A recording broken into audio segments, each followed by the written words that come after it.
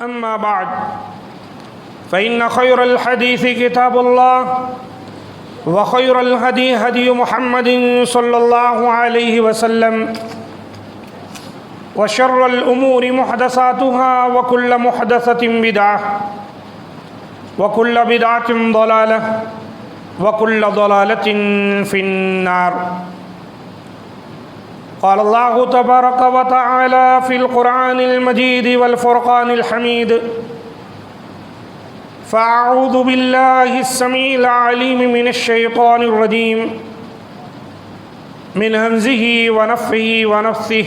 بسم الله الرحمن الرحيم. إن عدة الشهور عند الله 12 شهرا في كتاب الله يوم خلق السماوات والأرض منها 4 حرم ذلك الدين القيم فلا تظلموا فيهن أنفسكم. رب اشرح لي صدري ويسر لي أمري واحلل عقدة من لساني يفقهوا قولي. رب زدني علما. ربنا لا علم لنا إلا ما علمتنا إنك أنت العليم الحكيم. معزز سامعین کرام، آج کے خطبہ مسنونہ کے بعد سورہ توبہ کی آیت نمبر 36 کا کچھ حصہ تلاوت کیا گیا ہے۔ اس آیت مبارکہ کے اندر اللہ تعالی نے اس بات کی خبر دی ہے کہ آسمان و زمین کی تخلیق سے پہلے ہی اللہ تعالی نے مہینوں کی تعداد 12 رکھی ہے۔ زمین و آسمان کی پیدائش سے پہلے ہی اللہ تعالی نے مہینوں کی تعداد 12 رکھی ہے۔ پھر فرمایا منہا 4 حرم، ان 12 مہینوں میں سے 4 مہینے حرمت والے۔ اور پھر اللہ تعالیٰ فرماتا ہے ذالک الدین القیم، یہی مضبوط دین ہے۔ فلا تظلموا فیہن انفسکم، یہ جو حرمت والے مہینے ہیں ان میں تم اپنی جانوں پر ظلم نہ کرو۔ اسلام کی آمد سے پہلے کفار قریش، مشرکین مکہ ان مہینوں کو تبدیل کر دیا کرتے تھے، ان کے مختلف نام رکھ دیتے تھے۔ جب لوٹ مار کرنا مقصود ہوتا تھا تو حرمت والے مہینے کو کسی اور مہینے میں شمار کر لیتے اور لوٹ مار کرتے۔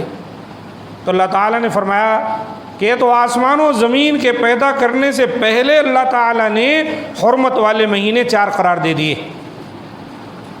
اور وہ مہینے کون سے ہیں؟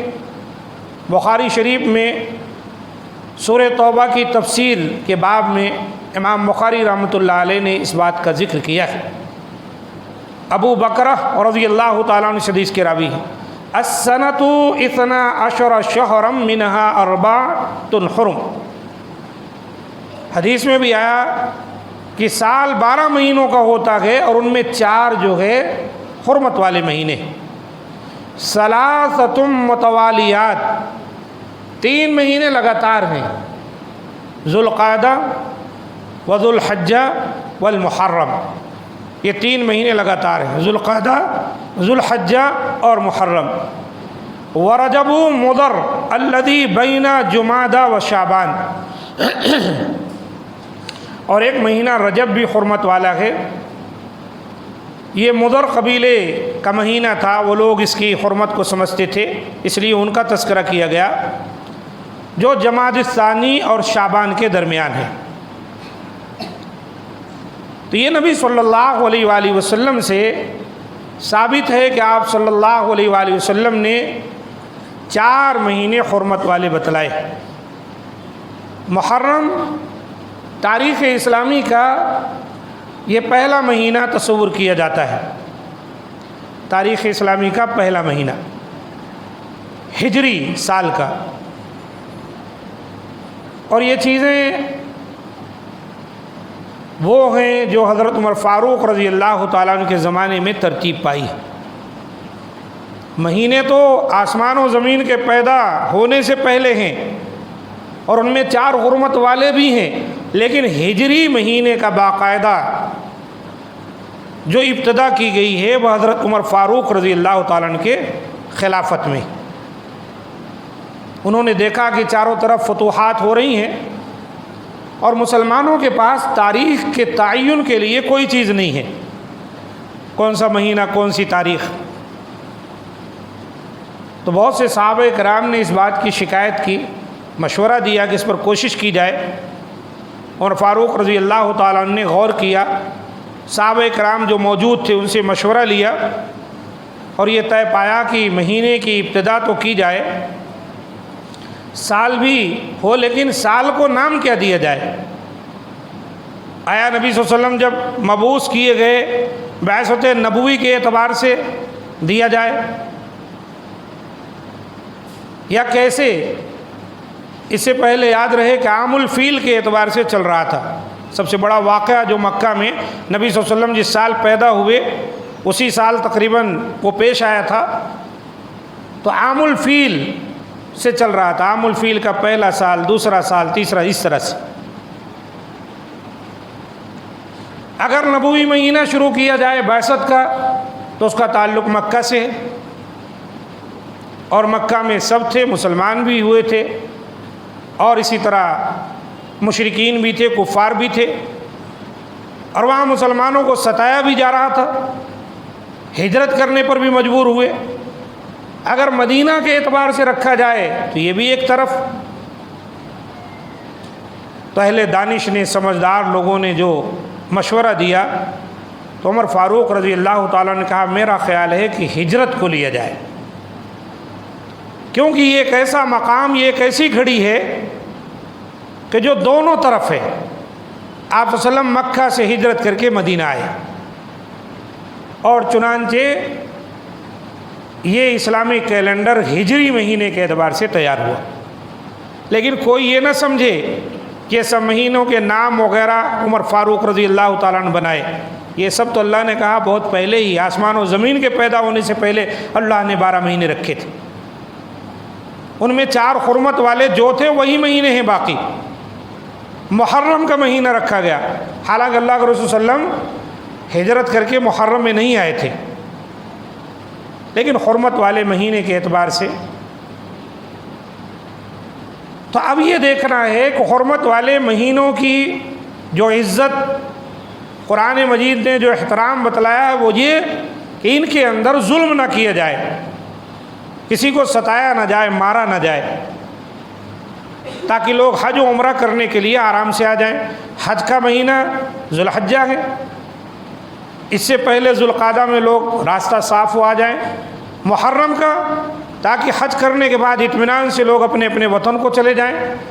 وہ دور میں پیدل پیادہ بھی لوگ تھے، سواریاں بھی تھیں، جس طرح لوگ جاتے تھے تاکہ کوئی تکلیف نہ ہو۔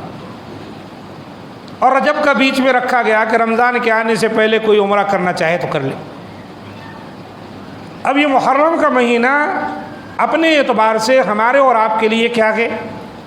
نبی صلی اللہ علیہ وآلہ وسلم نے اس سلسلے میں ہماری اور آپ کی جو رہنمائی فرمائی، کہا افضل الصیام بعد رمضان شہر اللہ المحرم، رمضان کے بعد سب سے افضل روزے ماہ محرم کے روزے، اسے اللہ کے رسول نے شہر اللہ، اللہ کا مہینہ کہا۔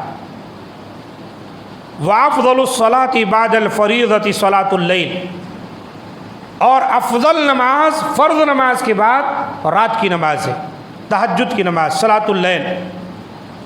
یہ مسلم شریف کی حدیث ہے۔ تو ہمارے لیے ان حرمت والے مہینوں میں ہم ظلم و زیادتی نہ کریں، بالخصوص مکۃ المکرمہ، اور عمومی طور پر پوری دنیا کے مسلمانوں کو چاہیے کہ وہ ان حرمت والے مہینوں کا پاس و لحاظ کریں۔ ظلم و زیادتی کرنا، گناہ کرنا یا اور کسی قسم کا دنگا فساد کرنا، ان چیزوں سے بچنا چاہیے، اور روزہ کثرت سے رکھیں۔ رمضان کے روزے کے بعد سب سے افضل روزے محرم کے مہینے کے روزے، خاص طور پر اس کے اندر 10 محرم کا روزہ جو یوم عاشورہ کہلاتا ہے، اس کی اپنی ایک تاریخ ہے۔ نبی صلی اللہ علیہ وآلہ وسلم نے اس سلسلے میں اپنی امت کو جو باتیں بیان کی، ان کا مختصر خلاصہ یہ ہے، فرعون جابر و ظالم بادشاہ گزرا ہے، یہ بنی اسرائیل کے بچوں کا قتل کرا دیا کرتا تھا اور ان کی بیٹیوں کو چھوڑ دیتا تھا تاکہ بنی اسرائیل ترقی نہ کر سکے، ان کی طاقت و قوت ٹوٹ جائے۔ اور یا تو اس کے اندر یہ بات جو اصل ملتی ہے کہ اس کو یہ خبر پہنچی تھی کہ بنی اسرائیل میں ایک بچہ ایسا پیدا ہوگا کہ جو ہماری حکومت کا ستیہ ناش کر دے گا، ہماری حکومت کا خاتمہ ہوگا، اس لیے نہ جانے کتنے بنی اسرائیلی بچوں کو اس نے قتل کروا دیا۔ لیکن جب اللہ تعالیٰ کسی کو دنیا میں لانا چاہے تو کون روک سکتا ہے؟ جسے اللہ رکھے اسے کون چکھے کہا جاتا ہے۔ حضرت موسیٰ علیہ السلام پیدا بھی ہوئے، نہ کہ پیدا ہوئے بلکہ اللہ نے ان کو محفوظ کیا، فرعون کے گھر میں اللہ تعالیٰ نے ان کی پرورش کا بندوبست کیا۔ اس کی اپنی ایک تفصیل ہے۔ اور جب جوان ہوئے اللہ تعالیٰ نے نبی بنایا، رسول بنایا، اور پھر جو وعدہ اللہ تعالیٰ نے کیا تھا اس کو پورا کیا۔ حضرت موسیٰ علیہ السلام کو قتل کرنے پر قدرت نہ رکھ سکا فرعون، وہ تو شہزادے کی طرح اس کے گھر میں ہی پرورش پاتے رہے۔ اور پھر وہ وقت آیا کہ اللہ تعالیٰ نے کہا موسیٰ سے کہ موسیٰ بنی اسرائیل کو لے کر آپ نکلے اور فرعون تمہارا پیچھا کرے گا۔ نکل کھڑے ہوئے، آگے گئے تو دیکھا کہ دریا، اب کیا کرے؟ بنی اسرائیل چیخنے لگے، سامنے سے فرعون اپنے لاؤ لشکر کے ساتھ پیچھا کرتے چلا آ رہا ہے۔ اللہ تعالیٰ نے حکم دیا اے موسیٰ اپنی لاٹھی مارو اس دریا میں۔ انہوں نے لاٹھی ماری تو اس کے اندر راستے بن گئے، جو قبائل تھے بنی اسرائیل کے قبیلے، ان کے مطابق راستے الگ الگ بن گئے۔ وہ بڑے اطمینان سے اس کے اندر سے گزر گئے۔ فرعون پہنچا، دیکھا راستہ، پہلے ضرور کچھ ہچکچایا لیکن پھر اتر گیا، اور جب پورا لشکر اس کا دریا میں آ گیا، اس راستے میں جو اللہ نے بنایا تھا، اللہ نے حکم دیا دریا مل گیا اور اس طرح غرق ہو گیا۔ اور اللہ تعالیٰ نے اس کو نشان عبرت بنا دیا، آج بھی میوزیم میں موجود ہے اس کا جسم جو سمندر سے نکالا گیا۔ لوگ دیکھیں اور عبرت حاصل کریں۔ انا ربکم الاعلیٰ کا دعویٰ کرنے والا یہ فرعون، دیکھ لو کیسے پڑا ہوا ہے، نہ اس کی حکومت رہی۔ اور وہ بنی اسرائیل جو کمزور تھے، ایک زمانے سے دبے دبائے تھے، اللہ تعالیٰ نے ان کو مقام دیا، اور وہ تمام نہریں، وہ تمام محلات، باغات جو فرعون کے قبضے میں تھی، اللہ تعالیٰ نے بنی اسرائیل کو دے دی۔ یہ جو واقعہ پیش آیا تھا دراصل صحیح روایت کے مطابق یہ 10 محرم کو پیش آیا تھا، اس لیے یہودیوں کے یہاں روزہ رکھا جاتا تھا خوشی کے۔